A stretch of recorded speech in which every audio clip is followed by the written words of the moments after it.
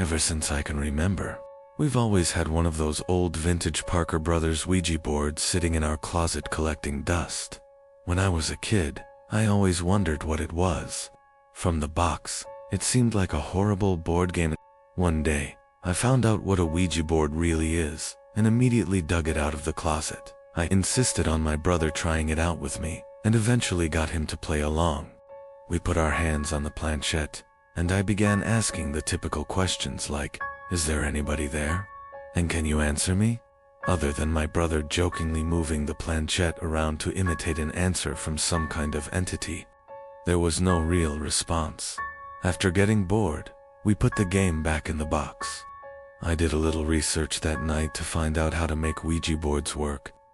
Many people online said that the most ideal environment when using a Ouija board is in a dark room, only lit by candles. So when my parents weren't home, I managed to gather 6 or 7 candles and convinced my brother to try it one more time. I lit the candles and set them around the table in the dining room with all the lights out. We tried one more time. I asked again if there was anybody there. The planchette began to move. I told my brother to stop moving it, but he swore he wasn't. I told him to move his hand away, and he did. It kept moving. My brother thought I was messing with him, but I didn't pay attention. The planchette landed on the word yes. I was only 9, so I was legitimately terrified. My older brother had to take over. He asked the question, "Are you a good spirit?" There was a pause before my brother's hand moved, along with the planchette, to the word no. We both looked at each other, and at this point, I ran to my room and shut the door behind me. But he continued on with the so-called game. I heard his muffled voice come from the dining room, and then all of a sudden, I heard him screaming at the top of his lungs. I ran back downstairs to see what was wrong. He was holding up his shirt, revealing a small, open wound that almost looked like a claw mark. He told me to set the fireplace immediately, and I obeyed. He threw the thing in the fireplace and told me to never speak of what happened to anybody. We have never used a Ouija board since. I got a call from my cousin, who said that he, his brother, his dad, and his best friend were using a Ouija board in their basement prior to starting. They took a large porcelain doll out of the room because it was creepy and placed it in the adjacent room, face down on a pile of towels. My cousin took a short break because the board was just spouting nonsense and he had to go to the bathroom. His dad, brother, and friend started asking the board questions without him. One of the questions was, "Who is in the other room?" It just started spouting random numbers. When my cousin came back into the room, his brother said that it wasn't working and that they were going to put it away. Then he showed him the answer to the last question he asked. He said, "Dude, that's my social security number." Then they started to talk to whatever started spewing answers out. It told my cousin he would die in the Air Force.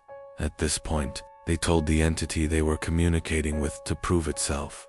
It then spelled out the word "da," and they immediately got a bad feeling. They opened the door to check on the porcelain doll they had laid in the other room. When they opened the door, the doll was standing upright in front of the door, staring at them. Everyone freaked out and ran out of the house. His best friend burned the Ouija board, and I think he temporarily went nuts for a few months. Months later, my cousin, for some reason, joined the Air Force and is now on a base in Europe. I had some of my friends over one night, so we tried out the Ouija board we found in someone's garbage. It had the board and the glass piece that you hold on to.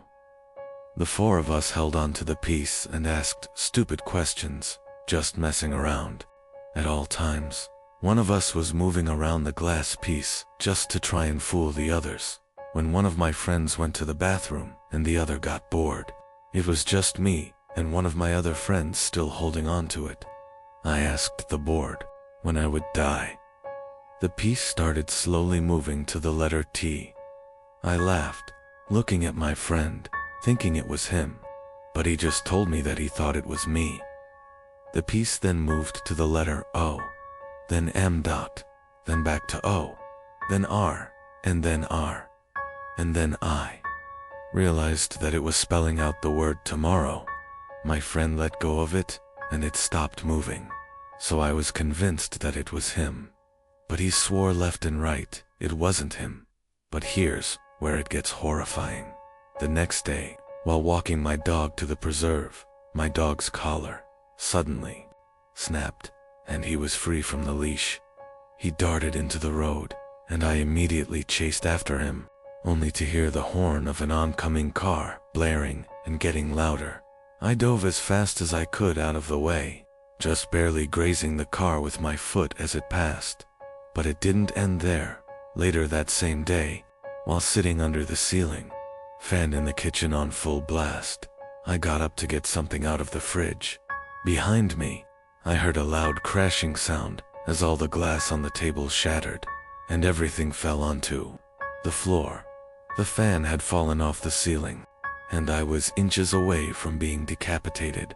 I really don't know if I find it to be a coincidence that the day after the Ouija board said I would die, I had 2 near-death experiences. All I know is I'm never touching a Ouija board again. I have never really told people about this. We had a huge closet full of old board games, and one of them happened to be a Ouija board. I always wanted to try it out, but my family was always home, and I felt weird trying it in front of them. There was this one weekend that my parents were going to the city, and my brother was going on a Boy Scout campout, so I would have the whole house to myself for a weekend. It might have been pathetic that I was more excited to try out a Ouija board than to party with friends while the house was empty. The weather was terrible windy and rainy, but I felt that a rainy night would actually make it more ritualistic.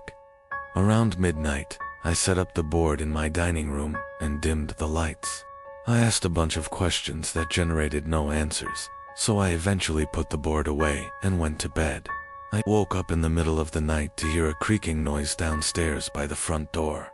At first I thought nothing of it, but then I heard it again, and it was closer this time, closer to the stairs. I sat up. At this point, I was getting concerned. Another creaking sound, this time from one of the stairs. I was sure somebody was in my house. This was before cell phones were mainstream, so calling the police wasn't even an option. The creaking sounds were getting closer until they were right outside my door, and then they just stopped. It felt like hours while I lay there, clutching my covers, waiting for something to happen. A huge strike of lightning momentarily lit up my bedroom, and I swore I could see some kind of black limb type object wrapped around the open door. I tried to hold my breath, to be as quiet as possible. But what happened next was the worst part. My door suddenly slammed shut, and I couldn't help but let out a shriek. Now I was completely under my covers, shaking and crying, wanting to scream. The windows in the house were closed, so there was no draft. I just knew something was going to happen, but nothing happened. I sat under my covers for hours, thinking somebody or something was in the room with me. When the sun started to rise, I finally snuck a peek out of my covers. My room was just as empty as before. I somehow found the courage to leave my bedroom and search for any signs of a break-in.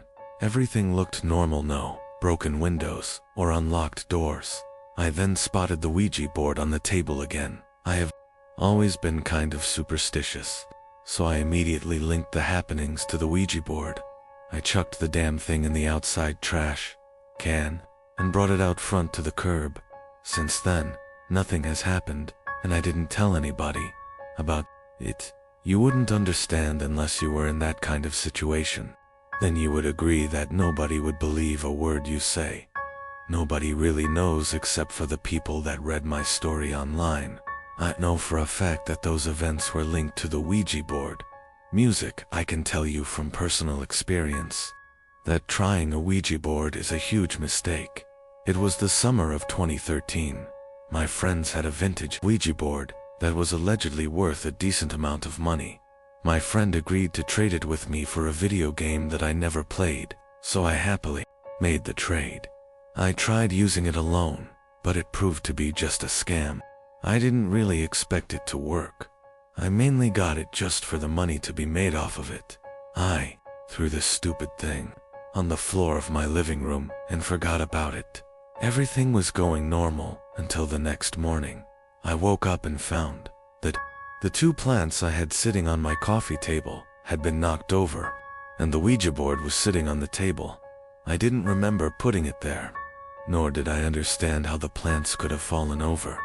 Wind was definitely not an answer. I wondered if it was possible that I had sleepwalked, or maybe I was half awake, walked down to get a glass of water, and bumped into them or something. I moved everything back in place, but the carpet already had dirt stains on it. I brought the Ouija board box up to my room and tossed it on the floor. Things got bad that night. While lying awake in the dark, I was disturbed by the sound of a muffled click. I looked up, not sure what it was. Then I saw through the cracks of my closet door that my closet light was on. I had no idea how it could have turned on, but I got up and opened the closet door anyway. There was nobody in there, but that hadn't even crossed my mind. I turned the light off and jumped back into bed. Probably 10 minutes later, I heard the same clicking sound. Naturally, I looked to the closet and felt my heart sink a little. The closet light was on again. A mix of confusion and fear started building up inside of me. I once again turned off the light and cautiously got back in my bed. I found myself waiting for the closet light to click on again, but what happened instead was much worse. Instead of the closet light turning on, the whole room suddenly filled with light as I heard the main light switch flick. I had seen enough and was out the door within seconds. I quickly pieced things together and took that old Ouija board to the closest dumpster. Nothing weird ever happened after that.